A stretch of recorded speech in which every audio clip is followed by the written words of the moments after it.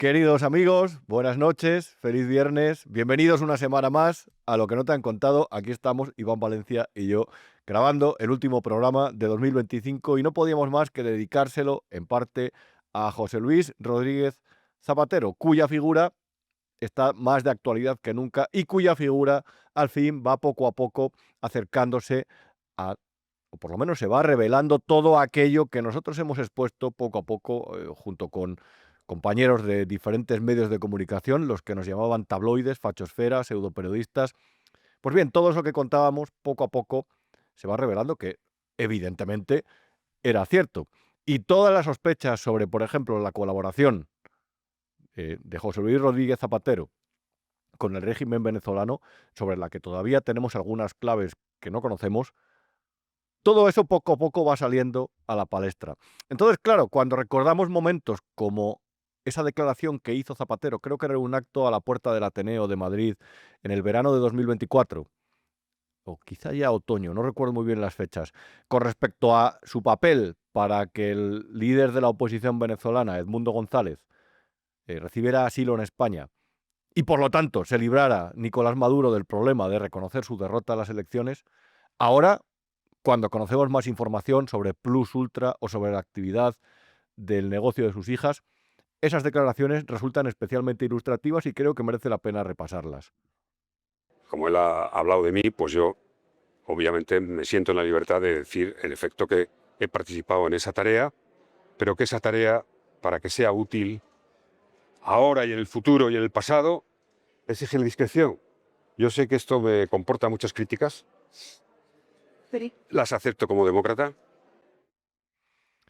Hablaremos de Zapatero durante el programa y de hecho te diré que te vamos a revelar alguna información sobre alguna persona vinculada de forma indirecta con Zapatero y con el negocio de sus hijas, que creo que te va a aportar alguna información adicional o algunos datos sobre los tentáculos o por lo menos el núcleo de influencia del PSOE más allá de España, más allá de Hispanoamérica y más allá de ámbitos que de los que te habíamos hablado ya previamente por estos lares. Pero como es el último programa del año y como creo que al final hay que reírse un poco de todo lo patético que sucede a nuestro alrededor, que es mucho, que es abundante, que a veces nos ahoga, que a veces nos hace sentir con el agua al cuello, pero la verdad es que todo tiene ese componente humorístico de lo patético, ese, el esperpento en general tiene un componente patético, lamentable, mm, que muchas veces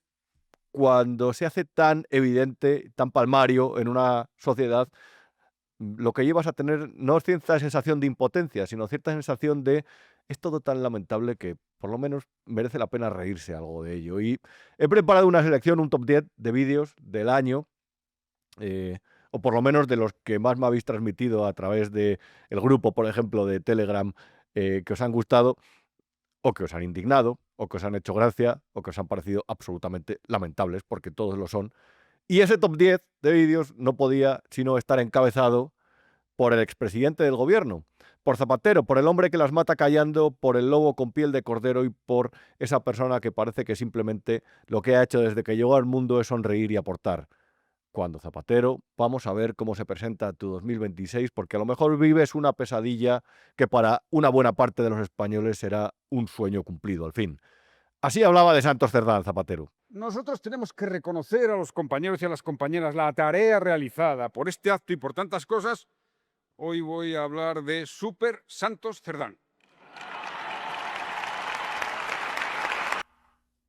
Es una buena brújula inversa. Zapatero, unas semanas después, Santos Cerdán era detenido y se pasaba en prisión provisional 5 meses durmiendo a la sombra en una celda, leyendo. Dice que se aficionó a la lectura. Era relativamente fácil incrementar el porcentaje de libros leídos. Ahora ahí tenía mucho tiempo libre, pero que vaya, que tampoco la situación anterior seguramente fuera para tirar cohetes. Zapatero funciona muy bien de brújula inversa. Reitero, todo lo que defiende es todo lo que está mal.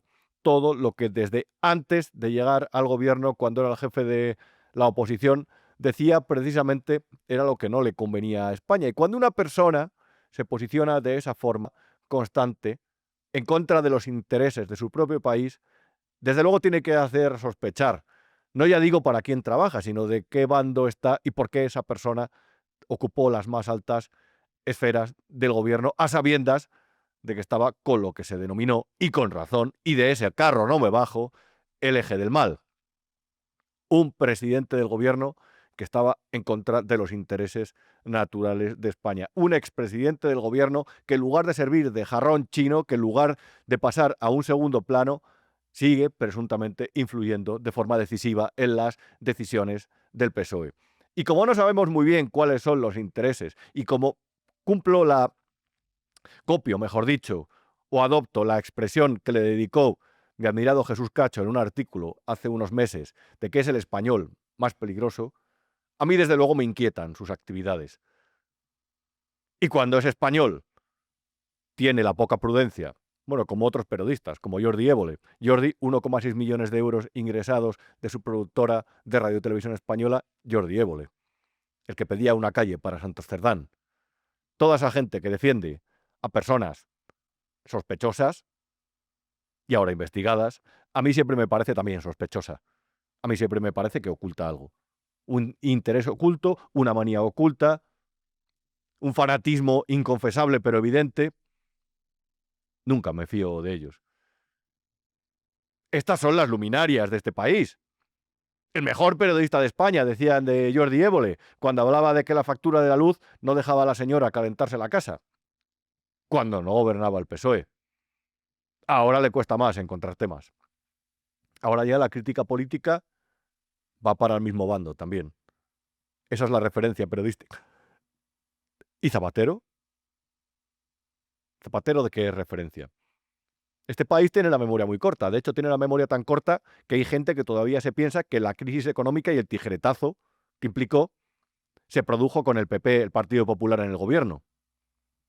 Cuando el techo de gasto lo aprobó Zapatero después de aquella llamada de Obama, el antiamericano, el antiamericanista, el antiimperialista, cuando le llamó el presidente de Estados Unidos a capítulo y le amenazó evidentemente con cuidadito, que los fondos de inversión de Estados Unidos te pueden destruir tu propia economía si eres imprudente y perjudicas a sus propios intereses con chorradas como el famoso Plan E, el enésimo Plan Marshall fracasado. Cuando Obama le llamó por teléfono, Zapatero se amedrentó. Y ni antiamericanismo ni leches. A hacer lo que digan. Y ahí se produjo el tijeretazo, el techo de gasto y los posteriores recortes ministeriales a los que obligaba la situación. Porque había un déficit que era mucho más grande, por cierto, que las cuentas de los socialistas decían, y cuando las abrió Luis de Guindos, se quedó alucinado. Y cuando las abrieron en la oficina económica de Moncloa, las que tenía buenas fuentes en su día, se quedaron alucinados. Cuando abrieron los balances de las cajas de ahorros, se llevaron las manos en la cabeza. Ese es el país que dejó Zapatero. Esta gente es la que todavía nos da lecciones. Este personaje es quien todavía tiene influencia sobre el gobierno de España. Un personaje que siempre tiene más vínculos con nuestros enemigos que con las personas que pertenecen al bloque occidental. Venga, hombre. La memoria de este país es muy corta, pero Zapatero dejó un país al borde de caerse por el precipicio. Y lo peor es que no solamente lo hizo en lo económico, lo hizo también en lo cultural y en lo social. Zapatero sentó las bases de lo que decía el otro día aquella noticia que publicó Onda Cero, de que hay 5 millones de españoles que debido a la polarización política han dejado de hablar a sus amigos. Eso, esa semilla de odio, es el nos reconciliamos en la transición, pero ahora ya no nos interesa. Eso fue decisiva la figura de Zapatero para sembrarlo. Y no digo solamente con la famosa ley de la memoria histórica. La memoria es algo personal e intransferible. Cuando un político se mete en la memoria, se interpone en la memoria de una persona o intenta modificarla, lo que está haciendo realmente es intentar generar una conciencia colectiva en favor de su propio interés político y para alimentar su propio fanatismo.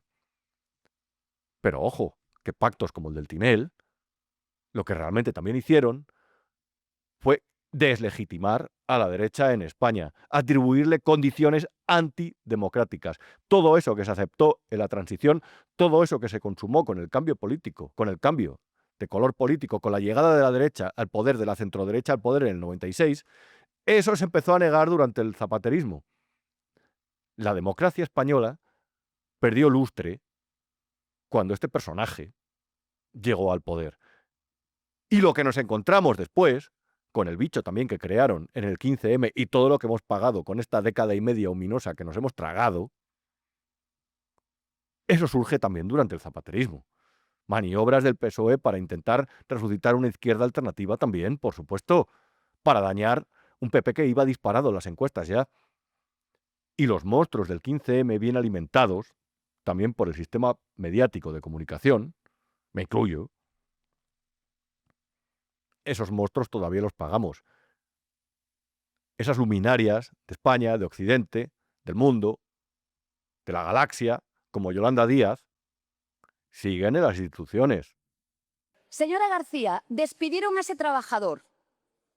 Para evitar que los vuelvan a despedir, espero contar con el voto del Partido Popular. Usted que está tan preocupada por la corrupción. Y señora García, queda gobierno de corrupción para rato. Sigan así, que no llegarán de devolución para rato. Sigan así. Ay, Yolanda, ay, Yolanda. Ay, Yolanda. Ay, Yolanda. La verdad es que había que fiarlo largo para confiar en las virtudes políticas de esta persona.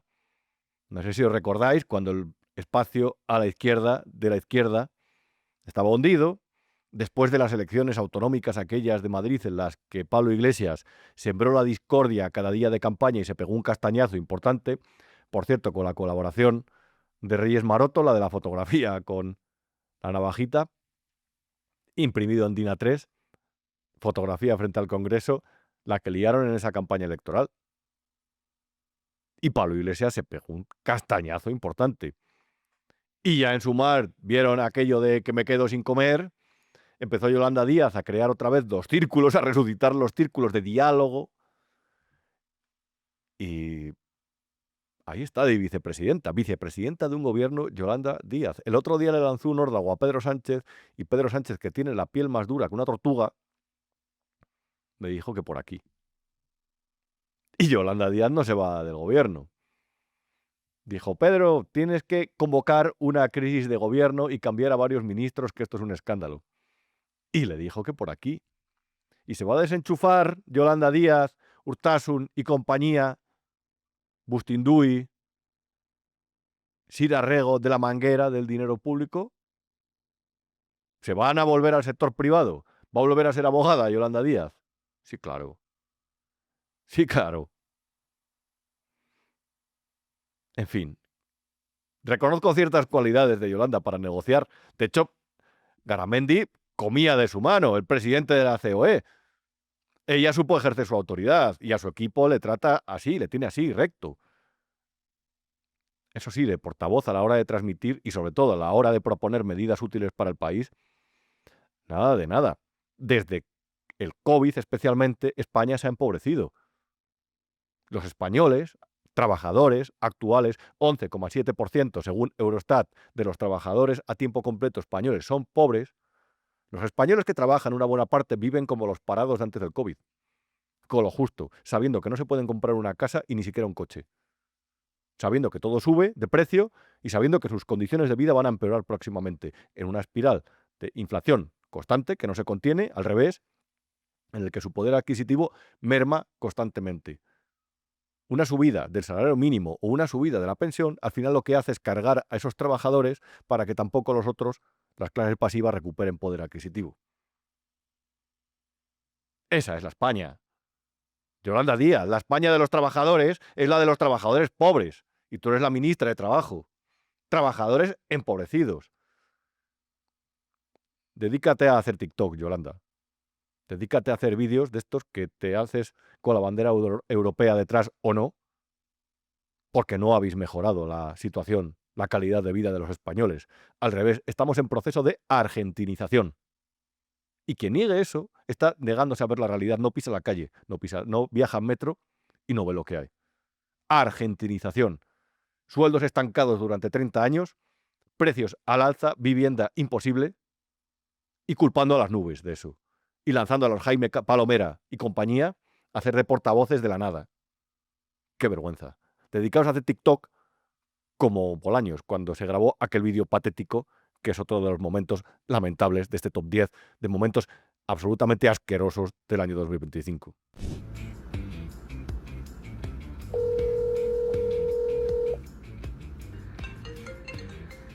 Pilar, ¿qué tal? ¿Qué tal, Félix? Que te vas a abrir TikTok. Pero... Ah, que te lo has abierto ya. Pero mira, a ver qué te va a tocar hacer bailes y, en fin, cosas divertidas, Félix. Pues claro que voy a hacer algo divertido. Mira, estoy pensando en cambiarme de gafas. Mira el exitazo que ha tenido Pedro.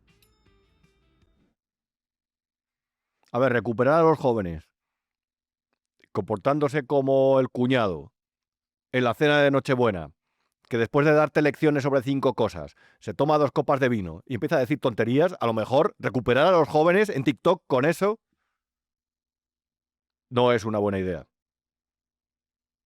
Hay maniobras de este gobierno que huelen a desesperación. En cualquier caso, una de las protagonistas, Pilar Alegría, yo creo que se le va a quitar hasta el sentido del apellido en las próximas semanas, en los próximos meses, porque se ha ido a perder las elecciones de Aragón. Próximo castañazo, próxima sacrificada de Pedro Sánchez después de Gallardo en Extremadura. Diana Morant, María Jesús Montero.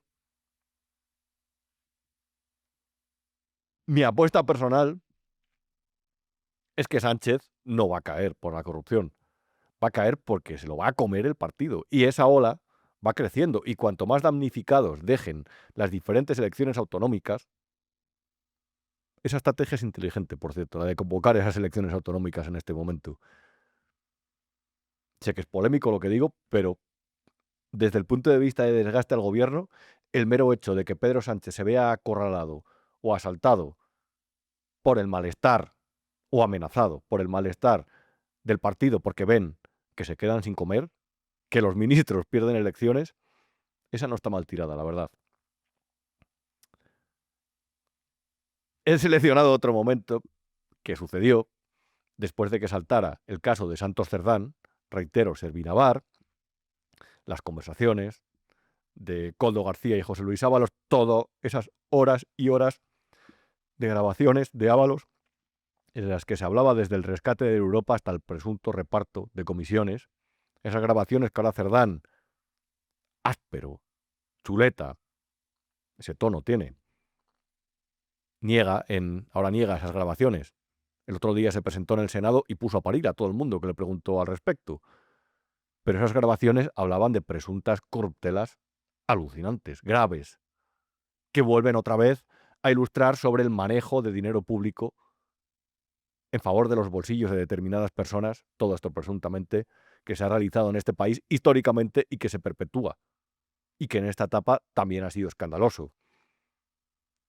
Después de conocerse esto, el informe de Santos Cerdán, de que el partido le pidiera que entregara su acta como diputado, apareció Pedro Sánchez en Ferraz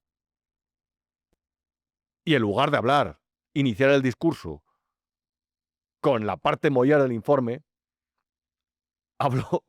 pidió perdón a las mujeres por cómo trataban Koldo y Ábalos a las chicas. Especialmente las mujeres. Sepan que los audios que hemos conocido la semana pasada nos repugnan. Lo repito, nos repugnan.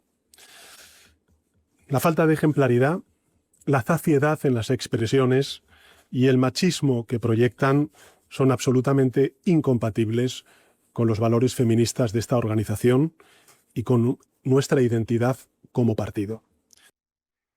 Unos días después, en el Comité Federal del Partido, con ese grupo de mujeres de mediana o avanzada edad, que eran 10, esperándola a la puerta, unos días después, de Ferraz me refiero, unos días después, el día después de que este señor convocara un acto con mujeres en Ferraz, que parecía aquella corrida de toros de Jesulín Dubrique del año 95, con la plaza de toros solamente llena de mujeres solamente, no podían entrar los hombres, unos días después de todo eso, de esa rueda de prensa, quiso meter a Paco Salazar de vicesecretario de organización del partido para cubrir en parte la vacante que había dejado Santos Cerdán. Paco Salazar, al que había mandado al hipódromo anteriormente a cobrar 80.000 euros al año, pagado por todos, el hipódromo, donde ellos mismos hacían fiestas, ya hablaremos de esas fiestas,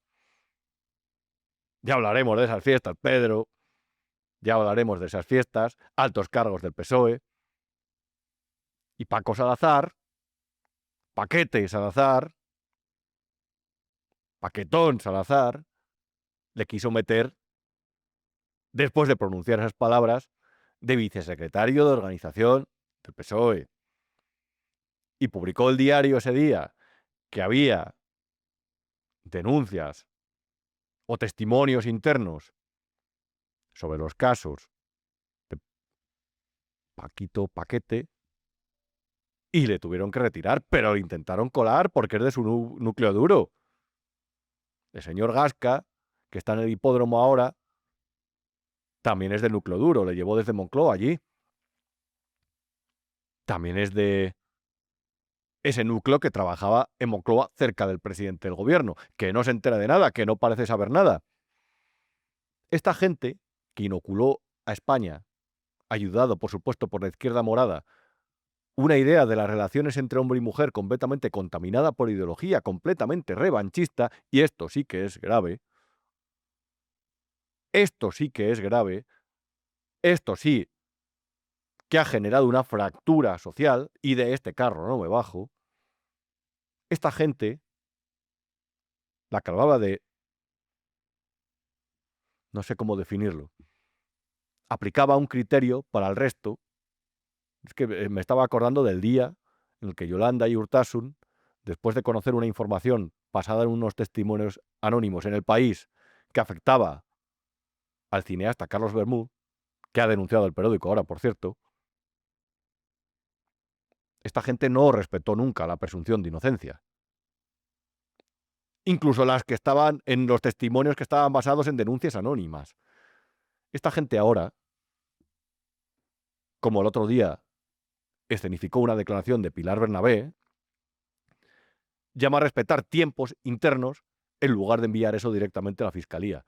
Lo que han pedido para los otros, no digo solamente para los partidos, sino también para los individuos, para lo que yo llamo las dinámicas familiares, ellos mismos no se lo aplican.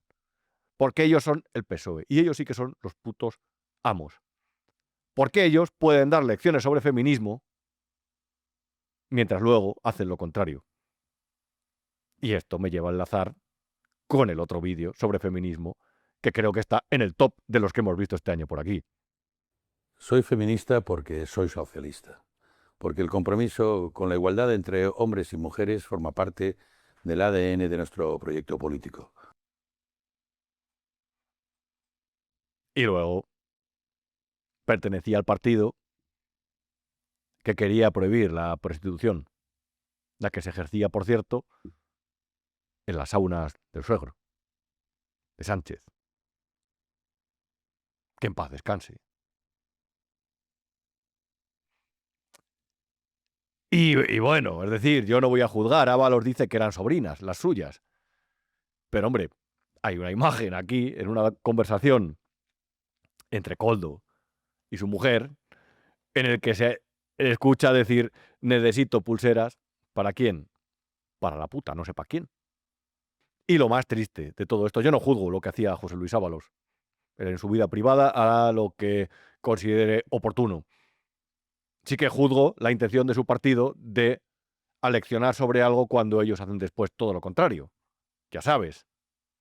Lo que sí que juzgo es que una parte de esas chicas terminara contratada en la Sociedad Estatal de Participaciones Industriales. Lo que sí que juzgo, sobre todo, es que el antiguo presidente de la SEPI, el tal Vicente Fernández,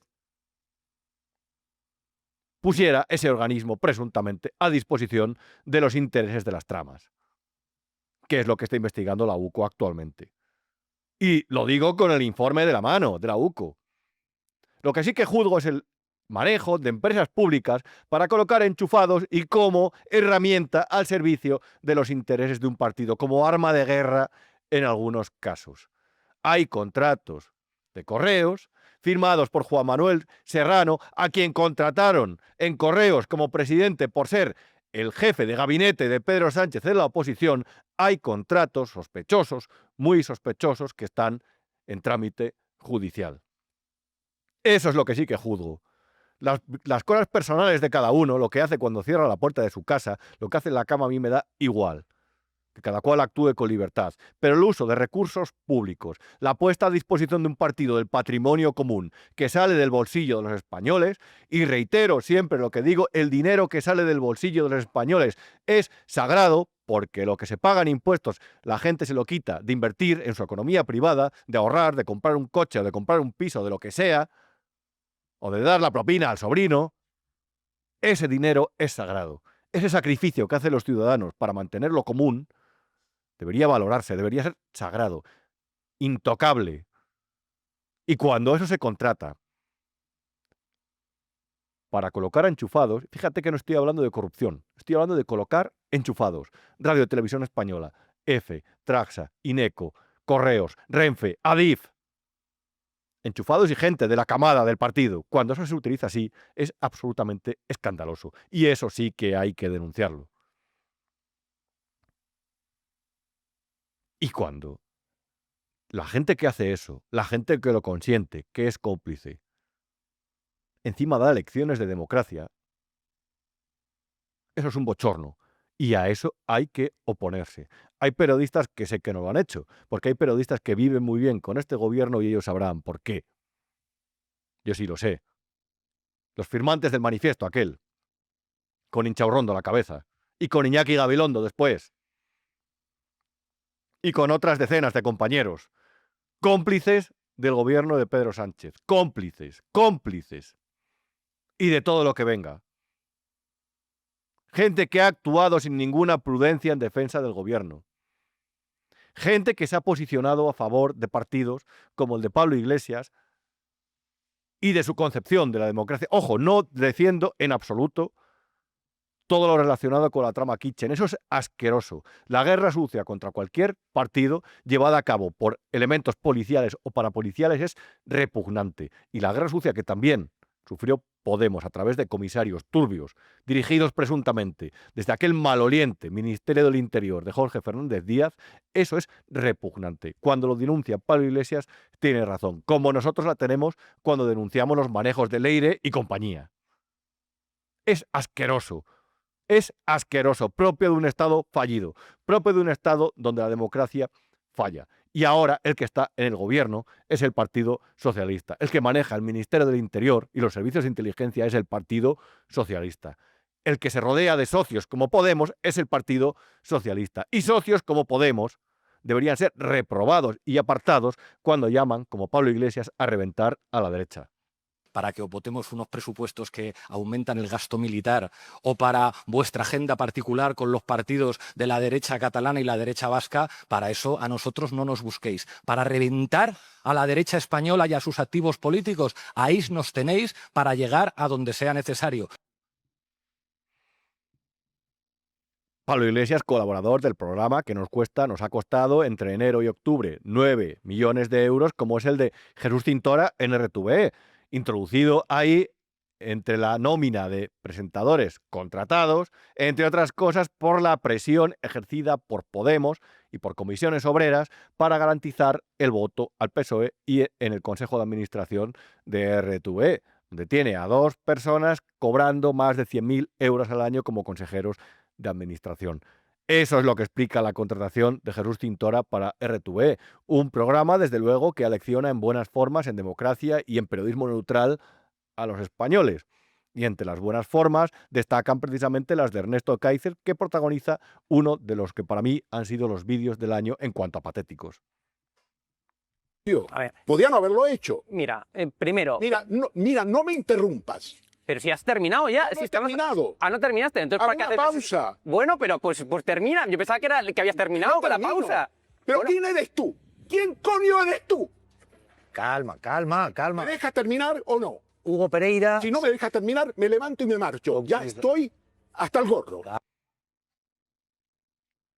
se podía levantar, marchar y le podían cerrar la puerta con un candado para no volverle a dejar entrar, como a tantos otros que han tomado RTV, lo han convertido en un órgano de propaganda y precisamente han colaborado en lo que fue la gran estrategia propagandística de este 2025, que casualmente termina con los términos plus ultra de plena actualidad, el año de Franco, el año de los 50 años de libertad. Una vez más, otro reclamo propagandístico utilizado por el gobierno para volver a inocular la semilla antifranquista cuando a nadie le importa ya el franquismo en España después de 50 años de democracia en los que por fortuna ese régimen quedó desterrado. Frente a eso, la propaganda, una vez más apelar a la memoria y a la conciencia, el gastar dinero además en pagar personas como la tal Jimena Amarillo, que inauguraba el año franquista. Recuerdo además que estaba de viaje, estaba en Roma, de viaje navideño. Y me pasaron este vídeo y me dijeron, mira cómo se inaugura el año antifranquista, con una versión de la Libertad de Harcha, que empezó con un ridículo. Como este año ha terminado en ridículo, también empezó con un ridículo. Y como Televisión Española ha hecho el ridículo más absoluto a la hora de transmitir sin filtro toda la propaganda y todos los actos de este año antifranquista, pues también, evidentemente, lo hicieron todos los que han colaborado en él, en esta propaganda burda del gobierno de Pedro Sánchez, que, por cierto, creó cuando ya estaba amenazado y atenazado por los casos de corrupción, que no solamente afectan al partido y a personas que ocuparon altos cargos en él, sino también a su mujer y a su hermano. Libertad, libertad, así lo cantaba esta chica.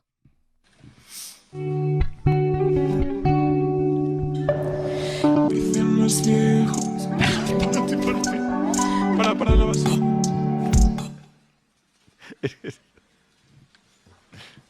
Ya, me habían tocado el pedal y estaba 12 grados bajo de mi voz. Ya.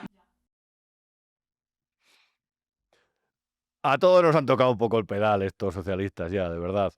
Nos han dejado con otro tono y yo creo que medio enloquecidos en algunos puntos. Pero bueno, como sé que os gustan, para terminar este top 10 de vídeos lamentables del año y antes de entrar en harina de todo lo que tiene que ver con Zapatero, pues tenía que poner el que es sin duda mi vídeo favorito, que es el de Begoña explicando lo que tiene que ser un restaurante ecosostenible. Que entre en su business, vaya.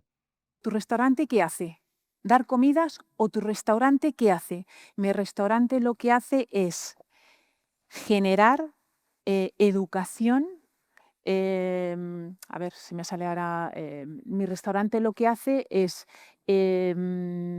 generar, educar en comida sana a mis clientes a través de productos ecológicos de proximidad. Esta frase es completamente diferente a simplemente doy comidas. Begoña, sigue con tus cosas, con los objetivos de desarrollo sostenible, tu business, pero no montes un restaurante, porque a mí, de verdad, primero, me dicen que tienes un restaurante y no lo piso ni a 1 kilómetro a la redonda, pero voy a cualquier restaurante y me hablan de alimentación de proximidad y me voy corriendo y pongo una denuncia. Begoña, de verdad, no hables en público, es que no hace falta. No te va a faltar, tienes la vida resuelta. Estás en problemas judiciales, serios, penta y putada. Pero pase lo que pase ahí, no hables en público. Renuncia a ello. Es que no se te da bien. Hay que tener un poco de coco. Como también hay que tener cierto talento para componer. Porque si digamos que lo tuyo no es la música y vas de maestro, director de orquesta, el habitante de la caravana, chirimoyo, y facturas esto, pues nos vamos a reír de ti.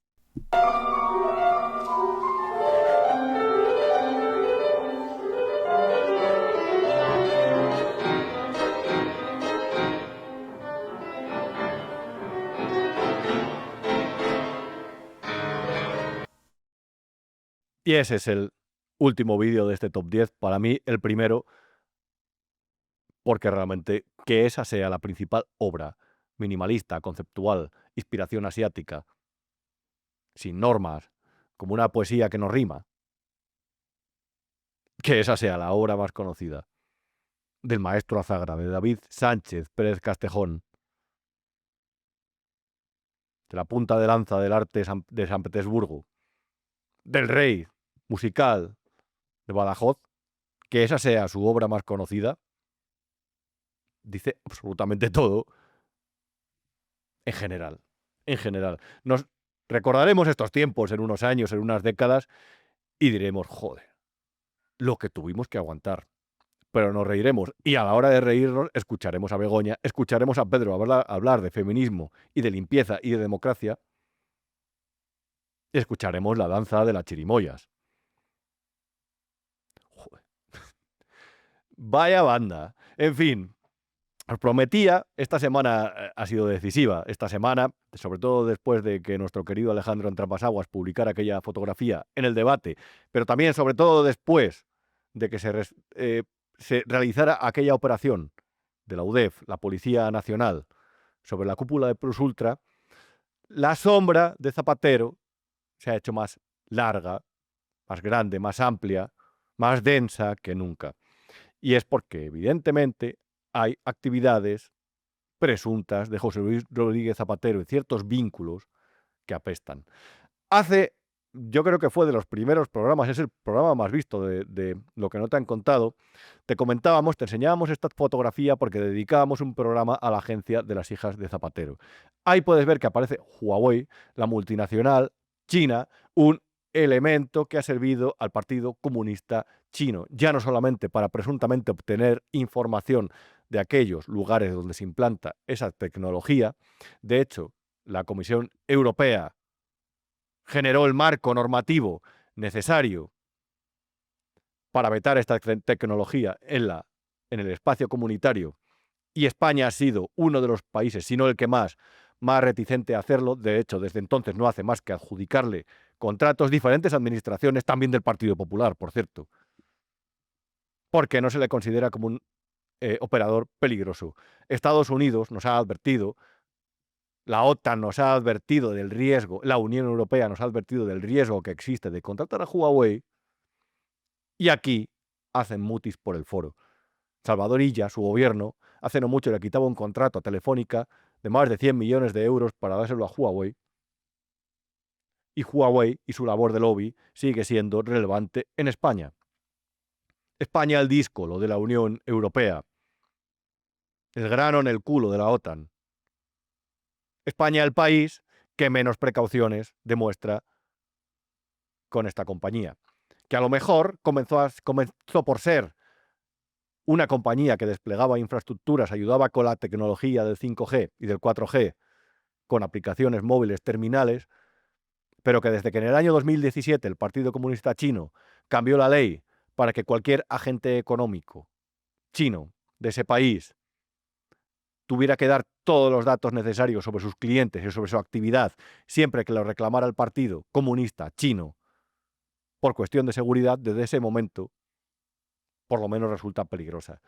Y cuando se sabe que hay un caso en investigación sobre las presuntas corruptelas, pago de viajes y derivados a eurodiputados por parte de Huawei, a lo mejor se puede intuir que no es un contratista recomendable, porque a lo mejor se dedica también a generar influencia en países que no forman parte del eje de China, el eje Pekín-Moscú-Teherán.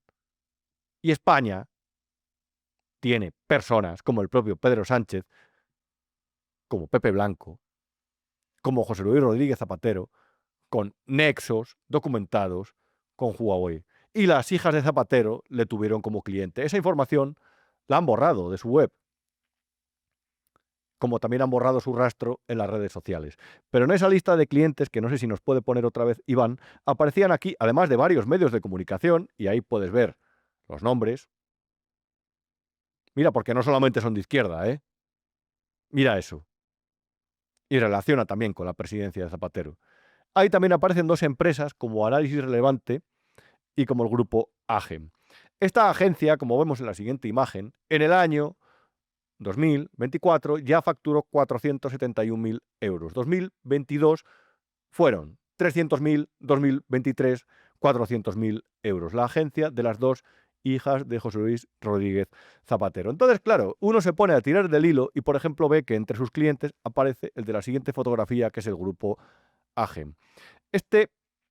Como ves, también bueno, le habían hecho aquí cartelería, sobres, publicaciones. Esto lo publicaban ellas en su página web de la agencia que se llama What the Fab. Entonces publiqué el otro día en el Independiente una pequeña reseña sobre quién es el presidente del grupo AGEM. Una persona que en el año 2009 estuvo detenida en Cuba, país socialista, país comunista, y le habían acusado de un presunto una presunta infracción de la ley de contratos de la isla. Entonces, el ministro de Asuntos Exteriores era Miguel Ángel Moratinos, y Miguel Ángel Moratinos hizo una gestión en favor de esta persona para que pudiera pasar las Navidades en España. Consiguió su excarcelación. Unos años después, Miguel Ángel Moratinos fichaba como consejero de una empresa que se llama Lead Med Trade, que pertenece a otra empresa que forma parte del grupo AGEM. Y el grupo AGEM, como revelaba, por cierto, que también está citado en unos papeles, los famosos Paradise Papers, por tener presuntamente sociedades offshore, en paraísos fiscales. Esta empresa es uno de los principales contratistas en Guinea. Y según publicaba el otro día en el periódico, en el Independiente, también tuvo un contacto con Indra para desarrollar servicios allí, en Guinea. Y reitero, cualquiera puede hacer negocios donde le dé la gana, donde considere que puede obtener más beneficio. Nada que objetar a esta empresa, la verdad. Ahora bien, está aprobada la relación de Miguel Ángel Moratinos como consejero en el pasado de 2013 a 2017, como he investigado, con una de las sociedades vinculadas a este grupo. Y esta empresa es cliente de las hijas de Zapatero, o lo fue. Aparece entre la lista de quienes han sido clientes. Y este país, que en lugares como Oriente Medio demuestra una moralidad tan impositiva con respecto a los derechos humanos, con Guinea, pues calla, como con Marruecos. En Guinea lleva Obiang gobernando como un dictador 43 años. Parece que a cargos y excargos del PSOE no les importa en absoluto, pero en absoluto. El otro día, como te decía, y aquí vamos con el siguiente cliente, el Debate, Alejandro Entrambas-Aguas, publicaba esta fotografía de un encuentro en el Monte del Pardo entre José Luis Rodríguez Zapatero y Julio Martínez, que era uno de los altos directivos de Plus Ultra, que fue detenido hace una semana, más de una semana ya.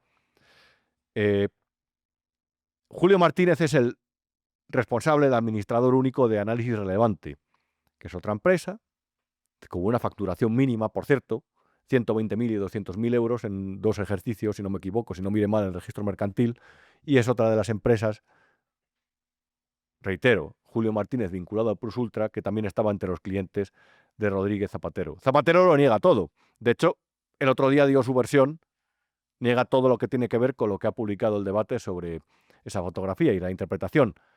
En el programa de Javier Ruiz, que creo que es un portavoz autorizado, se hablaba así de lo que opina Zapatero. Zapatero responde y niega algunas de esas propiedades inmobiliarias fantásticas y de unas fortunas que se le están atribuyendo. Cristina Cañedo, el expresidente del gobierno, desmiente punto por punto toda esa fantástica riqueza inmobiliaria que se le atribuye. Sí, explica el expresidente José Luis Rodríguez Zapatero a Mañaneros 360 que son falsas esas informaciones, que han llegado incluso a decir que tenía varias mansiones en Madrid. De repente le saca el tema, nos lo explicó hace unas semanas Mercedes Herrayer, del patrimonio inmobiliario de Zapatero, y él niega que tenga esas propiedades. Y ahí se ve que se pone en cuestión las informaciones sobre su encuentro con Julio Martínez. Yo no sé también si se va a pronunciar, porque de momento no ha dicho ni una palabra, muy significativo, sobre todas las acusaciones que ha realizado Víctor Aldama durante los últimos meses sobre Zapatero. Lo hizo este jueves en el programa, por cierto, fue líder de audiencia en la franja del prime time, el horario de máxima audiencia de televisión, Horizonte me refiero, el de Iker Jiménez. Ahí invitaron a Víctor Aldama una vez más y rajó habló de su versión, según Víctor Aldama, reitero, del rescate de Plus Ultra y del papel de Zapatero. Echa un vistazo a este vídeo. A continuación llama al presidente, el presidente le coge la llamada, como hacía siempre, le dice, oye, he tenido una reunión con Zapatero, ha venido a pedirme una serie de cosas y entre ellas el rescate Plus Ultra. El presidente, para el asombro de Ábalos, le dice que tiene que rescatar Plus Ultra. No le da más explicaciones y que tiene que hacer lo que sea para rescatar Plus Ultra. Y también habló de por qué tenía presuntamente, según Víctor Aldama, reitero, Zapatero tanto interés en que ese rescate se realizara. Contrato legal, ¿vale? Para juntarlo al contrato que falsifican, obviamente, en el ministerio, dentro del ministerio, para dárselo a la SEPI y que la SEPI, justamente lo que acaba de decir Carmen, que no cumplía ninguno de los requisitos, ahora sí, se den cumplidos y se entreguen esos 53 millones de euros, que de los cuales cuando se entrega, Coldo me lo encuentro un día muy alegre y me dice, ya estará contento el imbécil este que va a percibir sus 10 millones de euros en Panamá. ¿Vale? Quiere decir, Plus Ultra, según Coldo, hace una transferencia de 10 millones de euros a Panamá, ¿vale? Para las comisiones del señor Zapatero, que entiendo que por la insistencia de Sánchez a Ábalos, ¿vale? También son de Sánchez. A mí, desde luego, como contribuyente, como ciudadano, que trabaja de la mañana a la noche, como todos vosotros seguramente, y que vive preocupado por el empeoramiento de las condiciones de vida, lo que me indigna es lo de los 53 millones de euros que se destinaron a rescatar Plus Ultra. Una aerolínea que desde luego no sé si era prioritaria para los intereses de este país en la pandemia. Eso es lo que me indigna.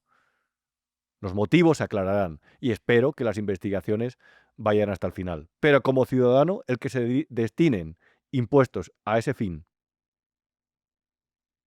y que de repente se esté investigando la aerolínea por lo que ya sabes, me parece escandaloso. Vamos a llamar a Miguel Ángel Pérez para hablar de este y otros asuntos. Miguel Ángel Pérez, Libertad Digital, medidas cautelares, que mira, he abierto aquí el canal para alardear de 117.000 suscriptores. Oye, vas como un tiro, es espectacular, ¿eh?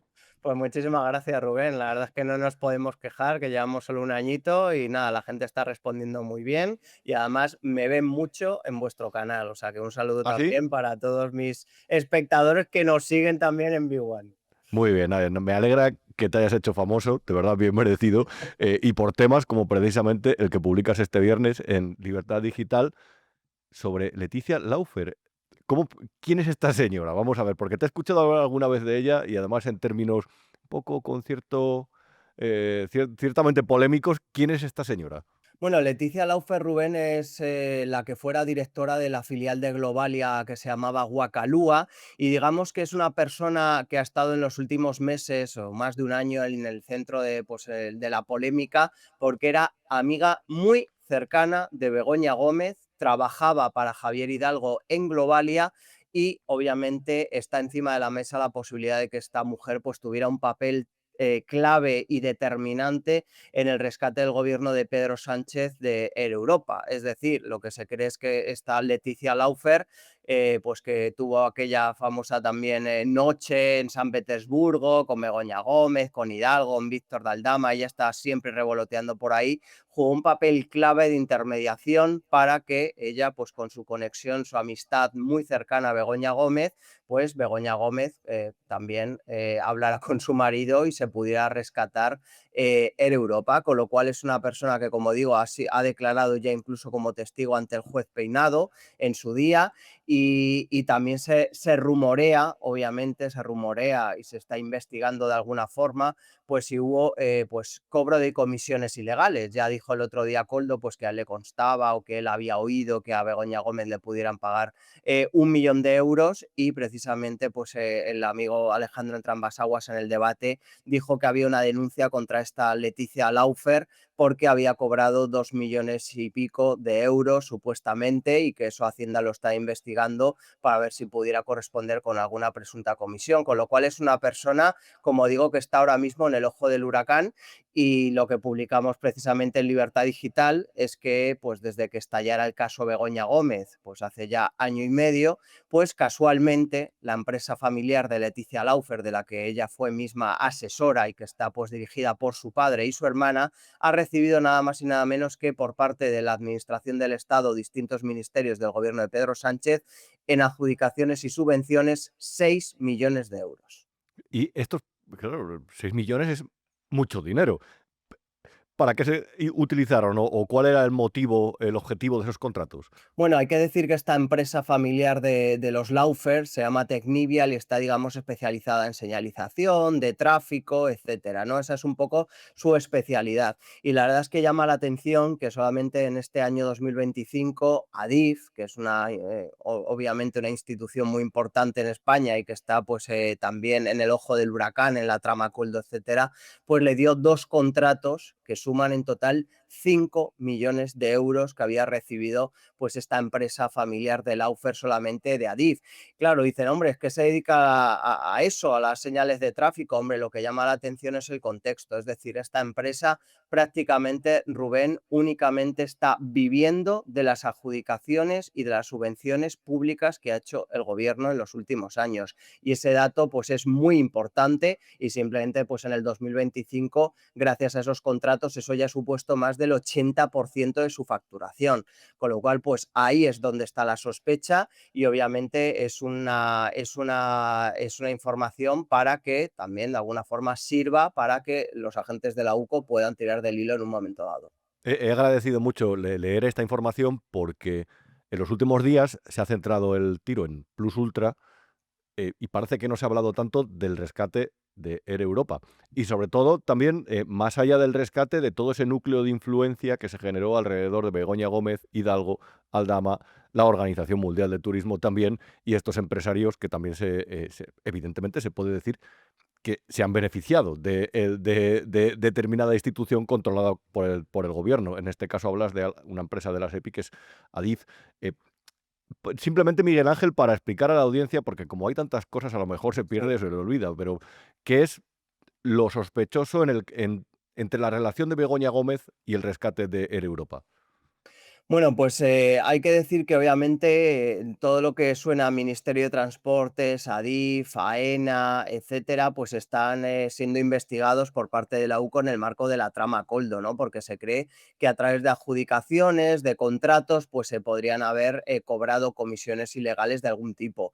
En este caso concreto en el que estamos hablando de la empresa familiar de Laufer, aquí hay un hecho, ¿no? Es decir, hay una sospecha de cobro de comisiones, y esto podría ser investigado precisamente por si de alguna forma esas comisiones supuestamente que se habrían cobrado se podrían haber canalizado a través de adjudicaciones o subvenciones. Y esto es lo que se tiene que investigar, es decir, todo es muy sospechoso que de repente pues una empresa familiar de una amiga muy íntima, muy cercana a Begoña Gómez, como la propia Laufer declaró ante el juez Peinado, pues de repente está señalada como una de las artífices del rescate de Europa, ¿no? Y casualmente, pues su empresa familiar, desde que conoce a Begoña Gómez y luego, pues especialmente este último año y medio, desde que estallara el caso Begoña Gómez, pues haya recibido nada más y nada menos que 6 millones de euros, que es una cantidad muy importante para una empresa familiar y que además copa toda su facturación.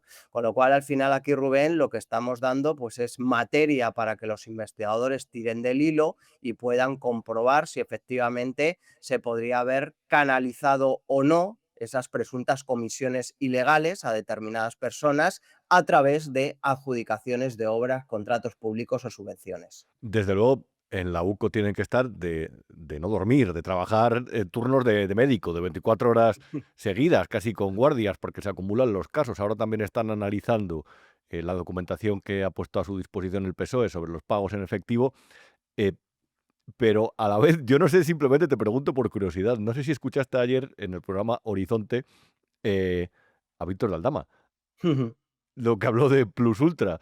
Y yo no sé qué sensaciones te dejó eso, sé que te estoy preguntando casi por una opinión personal, pero llamó mucho la atención cómo se le soltó la lengua, ¿no? Bueno, yo creo que Aldama sabe muchísimo desde hace mucho tiempo de Plus Ultra y de Zapatero, y yo creo que ahora que se ha puesto el foco precisamente en Plus Ultra y que se está investigando por parte de este juzgado de Madrid, es el momento, ¿no? Y yo creo que los datos de Aldama, Aldama será lo que sea, le están investigando obviamente en varias causas, pero todo lo que ha dicho Aldama se ha ido cumpliendo y demostrando. Y desde luego, cualquier afirmación o declaración de Aldama para mí es importantísima porque, como digo, luego se acaba cumpliendo. Y él ya dejó caer hace meses, ¿no? Pues que si Zapatero, que se había volado con él en el avión, que si no sé qué, y ahora ya nos está dando detalles. Se está hablando ya de comisiones ilegales, del presunto cobro de comisiones derivadas precisamente del rescate de Plus Ultra,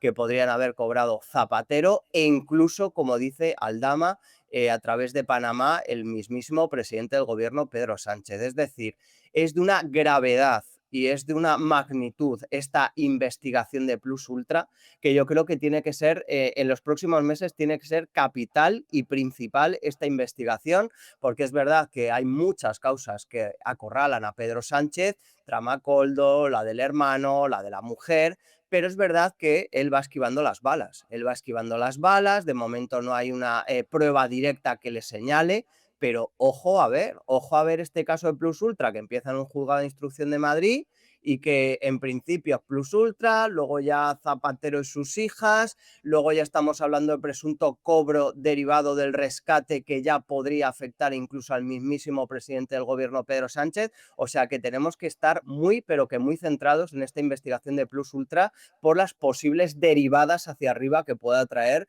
y que pueden salpicar de lleno al presidente del gobierno. ¿A ti te ha llamado la atención en lo personal? Además, te lo pregunto como voz autorizada y porque es que sabes mucho de este tema. El que haya sido la UDEF la que ha tomado este caso. Pues sí, la verdad es que hablando con muchos policías e incluso pues, guardias civiles, es verdad que hay cierto escepticismo, ¿no? Porque todos los casos de corrupción actuales, todos, absolutamente todos, están siendo o han sido investigados por la UCO.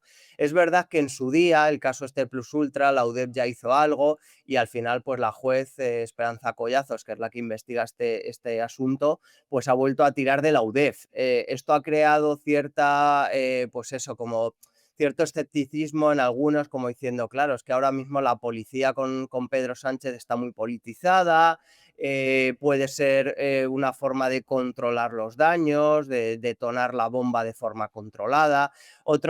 Pues otras fuentes con las que habla en las últimas horas me dicen, oye, mantengamos un poco la fe y la esperanza, porque la policía no está todo el mundo a favor del gobierno de Pedro Sánchez, la gente es profesional también y van a hacer su trabajo. Con lo cual, pues yo estoy ahí, ¿no? O sea, por un lado, me hubiera gustado más que lo hiciera la UCO, porque la UCO, desde luego, está demostrando ser una pisonadora. Todo lo que coge llega hasta el final, pero por otro lado, pues aunque hay cierto escepticismo, vamos a tener un poquitín de esperanza de que efectivamente no toda la policía está politizada por Pedro Sánchez y que también hay una facción en la policía que quiere hacer su trabajo, ser profesionales y llegar hasta el final. Con lo cual yo creo que es un caso ahora mismo importantísimo, sobre todo por la repercusión que pueda tener a día de hoy en Pedro Sánchez, porque es verdad que en la trama Coldo, si Ábalos y Coldo hubieran hablado, yo creo que podrían salpicar de lleno a Pedro Sánchez perfectamente o incluso el propio Santos Cerdán, pero de momento a Pedro Sánchez ellos, por lo menos en el marco de la trama Coldo, no lo señalan. Entonces veremos si a través de este tema de Plus Ultra o incluso si se reabriera el caso del rescate de Air Europa, pues podría ser otra vía para seguir tirando del hilo. Una última pregunta, Miguel Ángel. ¿Habrá indulto para el exfiscal general del Estado? Pues fíjate, Rubén, varias cosas. claro, es que la información que publicaba el otro día, vamos a ver, ahora mismo el gobierno tiene dos opciones en la mesa. La opción A es el Tribunal Constitucional de Cándido Conde Pumpido, donde va a recurrir con casi toda seguridad Álvaro García Ortiz. Y aquí hay una cuestión, de los magistrados que hay en el Tribunal Constitucional, 7 son izquierdistas, 5 son conservadores, pero Conde Pumpido ha anunciado que supuestamente se va a abstener porque Álvaro García Ortiz fue subordinado suyo en la Fiscalía. El otro día desvelamos también que otra magistrada izquierdista, María Luisa Segoviano, se tendría que abstener porque el otro día en la toma de posesión de la nueva fiscal general, delante de todas las cámaras, se acercó a Álvaro García Ortiz para desearle mucho ánimo textualmente y darle 2 besos, lo que pone totalmente en duda su apariencia de imparcialidad si tiene que resolver ese recurso, y estaríamos en un 5-5. ¿El problema cuál es? Pues que el voto de calidad lo tendría la vicepresidenta, que es la izquierdista Inmaculada Montalbán,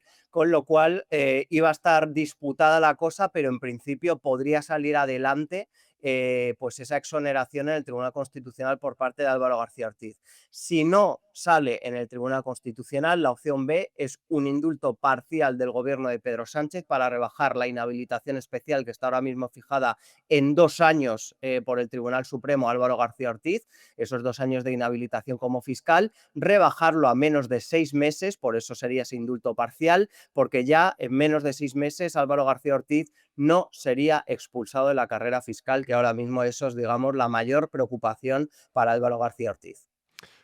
Es que es un escándalo todo, pero bueno, en fin. Miguel Ángel Pérez, un honor, feliz Navidad, gracias por estar con nosotros una semana más y te vemos en Medidas Cautelares y te leemos en Libertad Digital. Un abrazo, Miguel Ángel. Un abrazo fuerte, Rubén. Y luego ha pasado esta semana una cosa interesante, relevante, muy relevante, que creo que va a dar mucho que hablar en el futuro y que creo que dice todo sobre el cómo se concibieron las cosas a nivel UE con respecto a la sostenibilidad y cómo puede llegar el futuro. Ya el año pasado, o hace 2, no recuerdo muy bien, se dio un paso relevante a la hora de dejar de considerar la energía nuclear como contaminante para considerarla como una fuente de energía verde. Lo lógico, es decir, una vez más, después de lo irracional, se vuelve a imponer lo razonable. Pero sucedía, como ves en esta imagen, que la Unión Europea alargaba la vida útil del motor de combustión, entre otras cosas porque veía que la industria automovilística europea se estaba hundiendo. Y llama la atención porque esta misma semana un amigo, que es además un estudioso del tema, prestigioso, que es Ricardo Martín de Almagro, me enviaba un informe que ha publicado con CEU-Cefas, el centro de estudio de CEU, sobre la fiscalidad de las políticas verdes en el mundo, la verdad. Me comentó en su día que había viajado a Washington para abordar este tema, para estudiarlo con seriedad. He leído el estudio y me parece muy serio, y pues le invité a que viniera. Y mira, aquí está esperando para que charlemos un rato y yo creo que te vamos a aportar algún punto de vista interesante. Vamos a ello.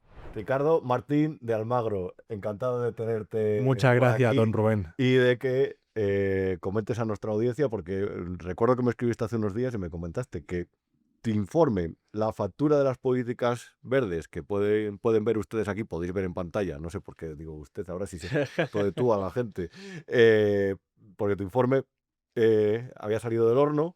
Recuerdo que me comentaste hace unos meses que estabas en Estados Unidos recabando datos, Así es. analizándolo, y la verdad es que la ocasión ha sido perfecta, porque ha sido la Comisión Europea esta misma semana cuando ha anunciado que aplaza hasta 2035 sus medidas sobre yo no sé, esa especie de suicidio económico para toda la industria automovilística, que es la de jubilar el motor de combustión. He dicho, ojo, no, que esto no se va a poder hacer. Así que ha sido una semana perfecta para llamarte. La verdad es que a veces se dan estas casualidades de que uno justo termina el trabajo, se publica y una vez que se publica y demás, pues suceden decisiones políticas que además son determinantes en nuestro día a día que están relacionadas con eso. Así que se ha quedado la semana perfecta para hablar pues de esa famosa factura de las políticas verdes, que además yo sé que aquí en esta casa alguna vez ha reclamado de que habría que alguna vez que ver los números, cuánto realmente está saliendo todo este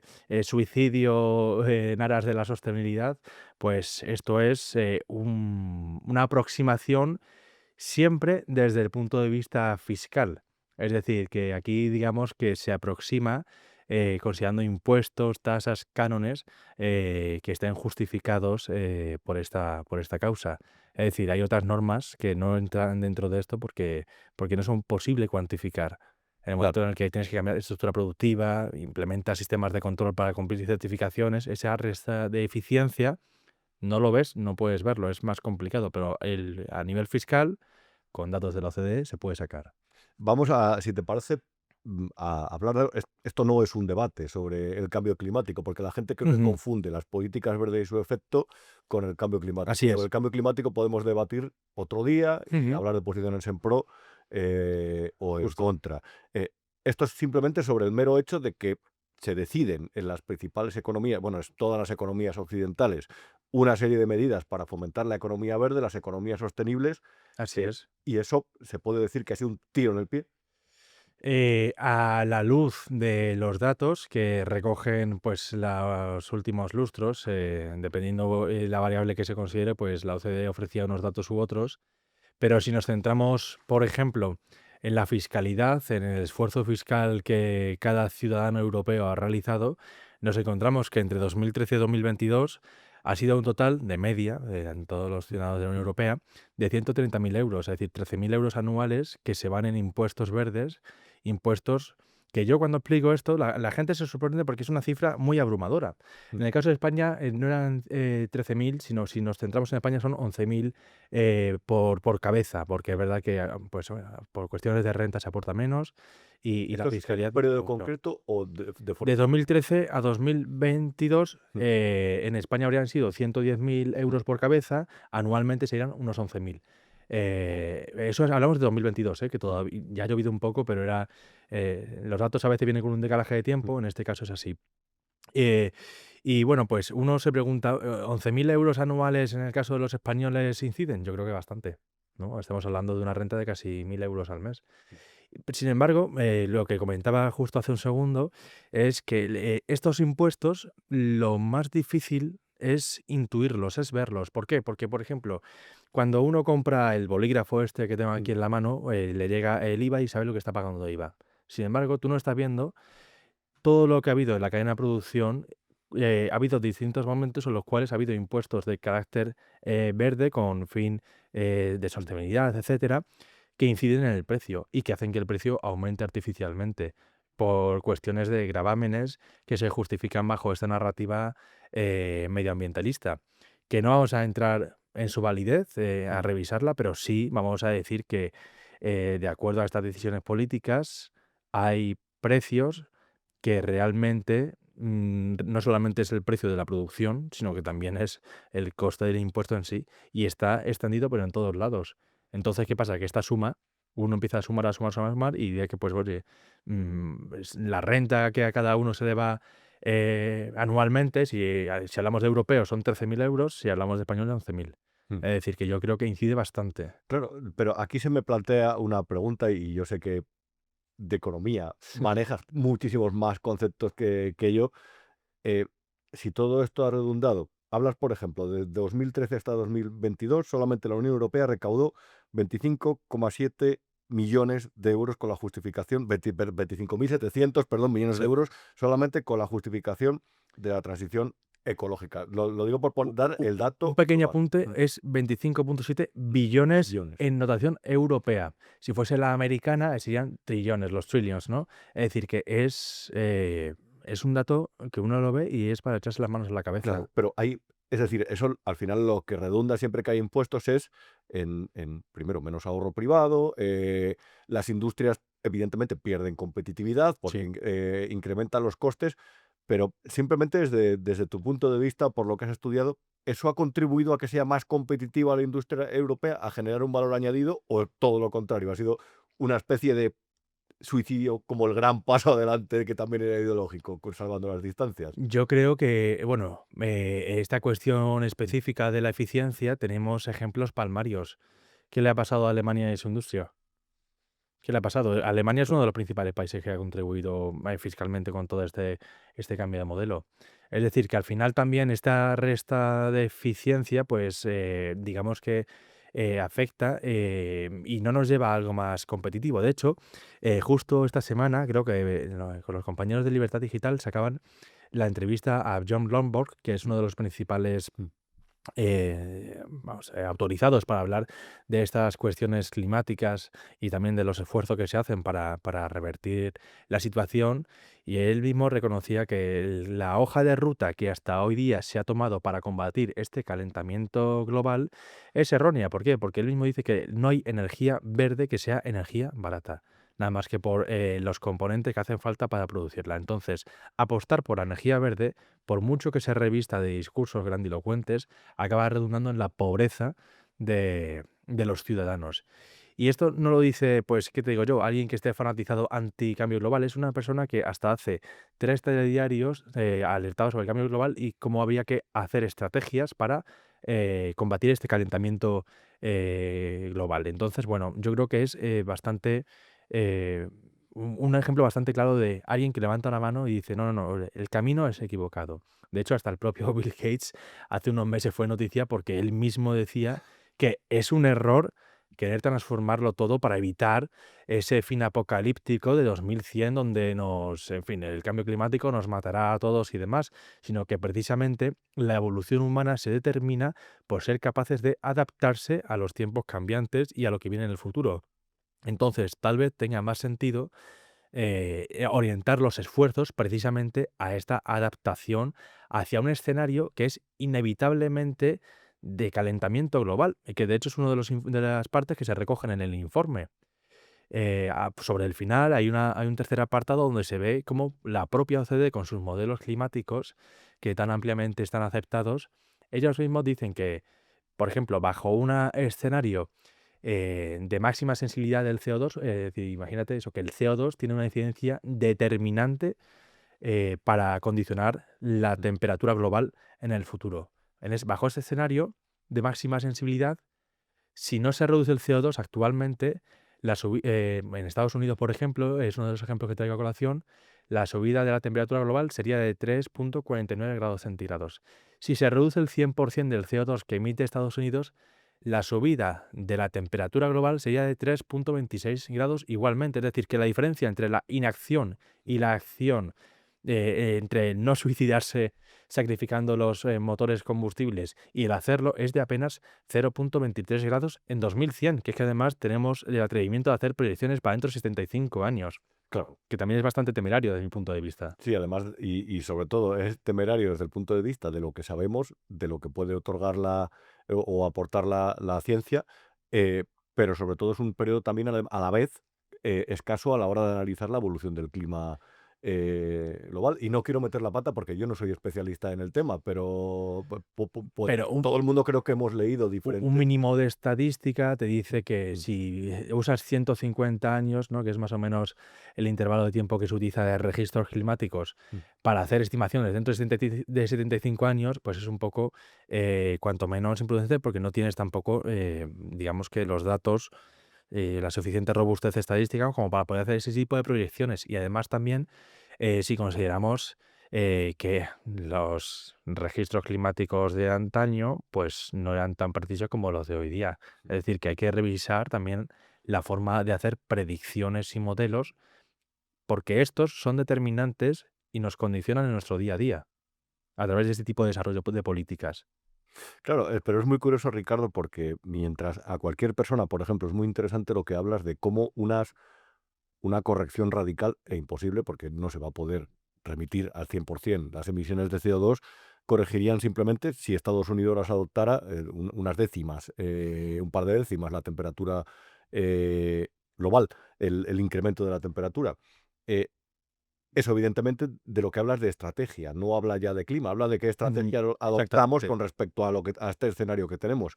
Lo que sucede es algo que a mí me ha resultado siempre un poco triste, y es que cualquier persona que hable simplemente de modificar la estrategia se le ha llegado a tildar de negacionista, que es la palabra que se utiliza para que determinadas personas o determinados investigadores no pisen los terrenos que no hay que pisar. Pero mira, además, cruzo esto que te comento con algo que también hablas en tu informe, y es...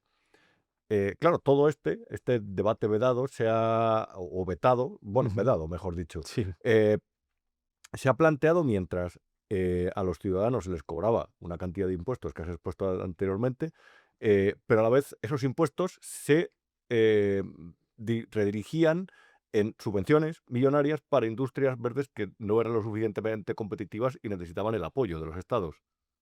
Así es, eso es otro de los datos que se trae a colación. Lo que pasa es que uno ve el desfase entre lo que se ha ido de impuesto y lo que se ha ido de subvención. Y si antes hablábamos que a nivel de impuestos, tasas, cánones, gravámenes, bajo esta taxonomía verde se ha ido 25,7 billones a nivel de transferencias, subsidios, ayudas, con esta misma justificación, bonificaciones, deducciones, etcétera, son 4,7 billones. Es decir, que estamos hablando de una diferencia de 21 billones que en última instancia ha servido también para financiar a los estados en una situación tan crítica como la que se vivió después de la crisis financiera y de la crisis del euro del año 2012 en adelante.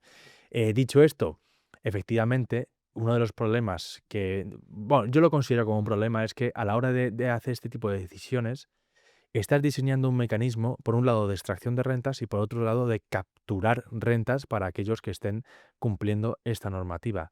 Entonces, bueno, desde mi punto de vista es una forma de sacrificar la eficiencia o las rentas de unos para favorecer las de otros, que digamos que son los que siguen más fielmente los dictados de esta chamanería, porque alguna vez digo, pues en Bruselas tenemos chamanes que dicen que se va a acabar el mundo en 2100 y que hay que, pues eso, sacrificar lo que haga falta. Pues digamos que quien haga caso de a este rito, a este culto, pues se ve beneficiado y vemos que ha habido pues empresas que gracias a demostrar que se están cumpliendo este ritual o este credo y ver que se están tomando acciones encaminadas hacia ello, pues se han visto beneficiadas. A mí me resulta muy sorprendente todo esto, la verdad. Pero la pregunta que se me viene a la cabeza al escuchar todo esto, es decir, extracción de las rentas a los ciudadanos, reitero, cada vez que se extraen rentas a los ciudadanos se les priva de ahorro privado, de inversiones particulares, que esas inversiones a veces prosperan y generan una economía que crece, que crece, que crece, las sociedades se recapitalizan y generan países más prósperos. Pero mi pregunta ¿es la industria europea en general, desde que ha adoptado la economía verde como mantra, más competitiva? Yo creo que en el momento en el cual tenemos que importar la mayor parte de los componentes y demás, también nos dice bastante. A nivel, vamos, es que el caso de Alemania es que es palmario. Ahora que se están uniendo también, que están tomando más protagonismo precisamente los países del este de Europa, parece que hay un relanzamiento de parte de la industria europea, pero precisamente estas naciones del este de Europa que no han estado tan, digamos que no han sido tan de puntillas todo lo que se decía de ahí o que han sabido tomarse con un poco más de flexibilidad o con un poco más de cintura. De hecho, vemos como ha habido pues en los últimos años decisiones estratégicas de grandes productores de automóviles, que es el ejemplo que siempre se pone, que se ha ido precisamente pues a Rumanía, este tipo de países del este, que saben, digamos que cómo intentar lidiar un poco más con eso. Yo creo que sí que afecta, y que afecte a la industria europea hace que afecte lógicamente a las rentas europeas. Y a mí el ejemplo que más me sirve es cuáles son los modelos de coches que más se venden en qué países, ¿no? Eso es bastante significativo. Y hablo de los modelos de coches que se venden empezando por el mío, que lógicamente tiene que ser pues algo acorde a la realidad, ¿no? Entonces, eso también nos hace ver el agravio comparativo respecto a otros países que han acelerado y han sabido tomar decisiones que benefician pues a sus ciudadanos de forma bastante notoria. Hay algo, una tabla, estaba echando un vistazo con el teléfono ayer a tu informe, pero me la he encontrado aquí.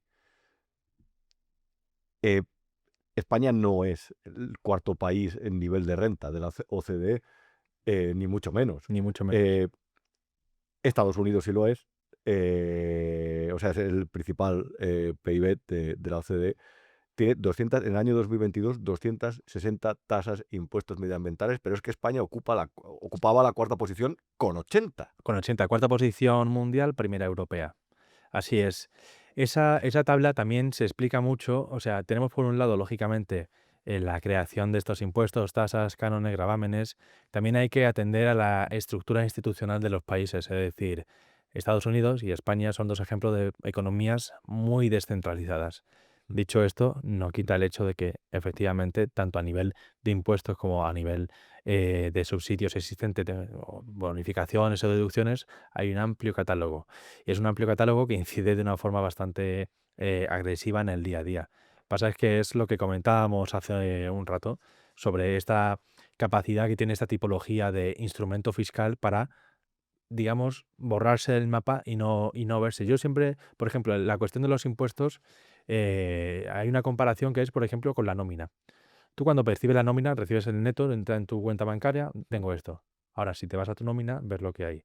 Pero es que si tú recibieses tu nómina bruta y tuvieses después que hacer la contribución tú de impuestos, de cotizaciones, a lo mejor una subida de impuestos te tocaba más las narices. Pues esto es un poco igual, tú recibes el precio final. Pero si tuvieses cuánto estarías pagando o tuvieses que pagar por un lado el precio de eso y después aparte tú pagar lo que es el impuesto, pues igual sí había más ruido en torno a esta cuestión. Ay, desde luego, pero no me quiero alargar mucho, Ricardo, eh, pero hay otra aquí, los 14 países con más subvenciones medioambientales. España es el segundo país. Sí, sí. 90 subvenciones Sí, medioambientales. sí, hablamos de subvenciones, de ayudas, y como decía, de deducciones, de bonificaciones, efectivamente. Aquí también, o sea, volvemos a la cuestión anterior de la estructura institucional de España. En el momento en el que somos un país que tiene varias capas administrativas, tenemos varias administraciones y además también tenemos una fuerte descentralización, pues digamos que la capacidad para diseñar estos instrumentos se multiplica. En tanto en cuanto a lo mejor a nivel de diputación, pues tienes la capacidad para inventarte, pues a lo mejor algún tipo de ayuda, en fin, inventiva a la hora de diseñar impuestos o de diseñar subvenciones, ayudas, deducciones, etcétera, no va a fallar ni mucho menos, especialmente cuando lo que se hace es apoyar credos estatales como puedan ser esta causa en concreto. Yo, desde luego, después de escucharte y después de leer tu informe, hay algo cierta filosofía que a mí me recuerda al gran salto adelante de Mao. Es decir, pongamos que aquí no comparamos, es decir, la situación de China en los años 50 era la de un país por desarrollar, un país con una tasa de pobreza gigantesca, un país con hambre, con una economía que no era tan competitiva como la de la Rusia estalinista, que estaba todo trapo, con la industria sobre todo pesada y de guerra desarrollada, y de repente, a partir de un diagnóstico de un problema, se genera un plan que lo que deriva es en todavía una economía mucho menos competitiva y un desastre. Aquí se detecta un problema, los países creen que el cambio climático es un problema, que el calentamiento global es un problema, y a mí lo que me da la sensación es que la estrategia ha fallado, es decir, la estrategia de abordarlo, y lo que ha generado es una industria menos competitiva, unos impuestos para unas clases productivas, un sistema productivo que ya estaba ahogada con impuestos para mantener un estado del bienestar cada vez más caro, y yo creo sobre todo que lo que ha generado es una sensación de que estamos perdiendo cierta batalla, ya no por la hegemonía mundial, sino por intentar que nuestras industrias... Por la supervivencia. Claro. Una batalla por la supervivencia. Efectivamente, aquí esta cuestión tiene mucho de dirigismo estatal. Y decías que los países hemos creído, es que también hay que decir las cosas como son, hasta qué punto ha habido un debate de verdad sano y hasta qué punto estamos dispuestos, si esto es ciencia, la ciencia se autorrevisa a sí misma permanentemente. ¿Por qué no se puede revisar este tipo de asunciones? ¿Tenemos que llegar a estos niveles de estancamiento? En el informe se puede inferir, se puede ver más o menos también por encima que efectivamente en Europa ha habido una década perdida. Pero es que a lo mejor uno de los condicionantes o una de las patas que ha tenido esta década perdida, más allá de las recesiones y la seria crisis que atravesó el euro, también tenga que ver precisamente con la fiscalidad y con esa forma de restar eficiencia a los mercados, a los particulares, a los hogares, a las empresas. Es que tal vez precisamente la cuestión de establecer este tipo de impuestos ha motivado que haya fábricas que hayan decidido, mira, para esto nos reconvertimos a otra cosa menos competitiva, pero que no vamos a estar tan hostigados fiscalmente. El caso, por ejemplo, de las nucleares es palmario. En tanto en cuanto las nucleares tienen unos impuestos bastante gravosos, llega un punto de producción que dice, para esto no abrimos. Claro. Bueno, el caso de las nucleares, que pasaron de ser consideradas en casi 24 horas Sí. una energía no recomendada a una energía verde. Sí, efectivamente. Y No, que, y que que ha realmente cambiado lo de es. tecnología nuclear en ese tiempo. ¿Qué ha cambiado? Nada. ¿Qué ha cambiado? El criterio político, en este caso, motivado por la necesidad. Entonces, si realmente tenemos estos ejemplos de contradicciones, oye, pues no nos sigan vendiendo, pues que todo esto responde a algo coherente, porque vemos que la coherencia se les cae. Y si se les cae la coherencia, porque tiene bastante de relato. Y lo que decía hace un segundo, no pasa nada por revisar postulados y cuestiones. Aquí al final, como decía también es John Lombard o incluso Bill Gates, como decíamos antes, el objetivo, la clave debería ser no evitar un apocalipsis que es inevitable, porque es que la temperatura de la Tierra oscila y no por causas antropogénicas. Está claro que según los modelos de la OCDE no se puede inferir que sean por causas antropogénicas. Entonces, sabiendo eso, centrémonos en ser capaces de adaptarnos al futuro, en ser capaces de tomar decisiones para el futuro que venga, si al final va a ser efectivamente más cálido a nivel global, pues tener las infraestructuras necesarias para eso. Pero ello no tiene que ser tampoco a costa de suicidarnos hoy para sobrevivir mañana, ¿quién? A mí todo esto de verdad mm, me llama la atención y ya verás como debajo del vídeo nos ponen el cartelito de Disclaimer. lo suele poner disclaimer, el cambio climático, es decir, Sí, que aquí no hemos ni dicho siquiera que... cuestionado No, no. los estudios que demuestran que ha habido una variación de la temperatura del planeta, pero yo Y aquí estamos asumiendo que el modelo de OCDE es válido y que efectivamente va a subir la temperatura sí o sí. Es decir, ¿va a haber cambio climático? Bueno, dice la OCDE que sí. claro, ¿Es pero antropogénico? yo lo que aspiro siempre en todos los ámbitos de decisión, desde la comunidad de vecinos hasta las instituciones internacionales, es que tomen decisiones racionales, con la información de la que disponen y las más cercanas a el interés general siempre. Creo que es lo que haces en este informe y creo que es realmente lo que merecería la pena que impulsara un debate sano al respecto. El objetivo último del informe es, vamos a hablar de ello, vamos a hablar. Es decir, y de hecho creo que es el último párrafo, la conclusión, la última parte de la conclusión dice precisamente esto. Estamos en este proceso, hemos visto este esfuerzo, hemos visto el impacto real, es bastante reducido, amerita una reflexión para ver si la hoja de ruta es la adecuada. En fin, por cierto, Ricardo, tenemos Un aquí detalle que te trae, don tu Rubén. libro Historia de la Economía. Esto no estaba en mi libro de Historia de la Economía. De Almuzara, sí señor. Aquí estamos, ya tiene un par de añitos o lo que sea, pero ya que estamos en época navideña, yo creo que es un buen detalle que se pueda tener.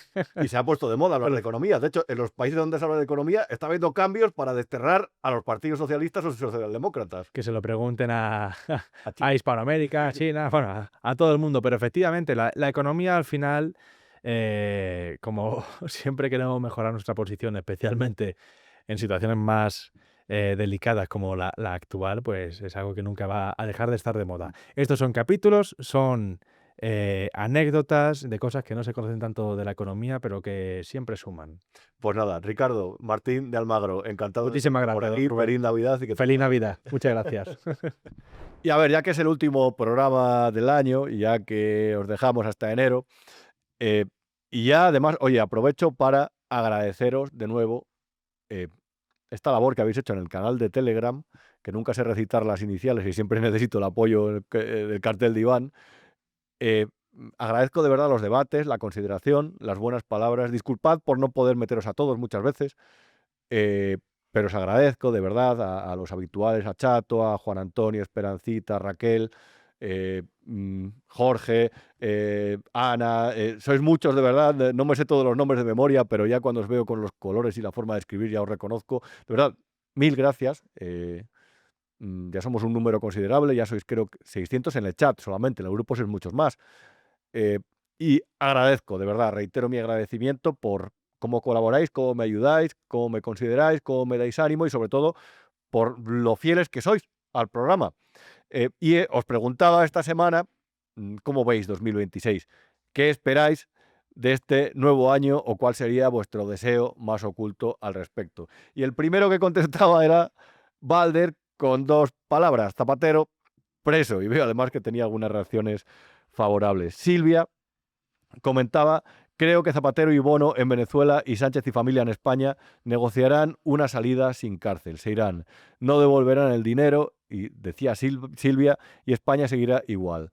Habrá candidato por el PSOE nuevo, una mujer, y volverá a haber gobierno Frankenstein. Vamos, un mensaje bastante pesimista, ¿para qué nos vamos a engañar? Ana decía: Rubén, supongo que será un año movidito. Creo que hemos llegado a un nivel de degradación tan inmensa que será difícil de cambiar el panorama en un solo año. Pero algo cambiará, eso lo tengo claro.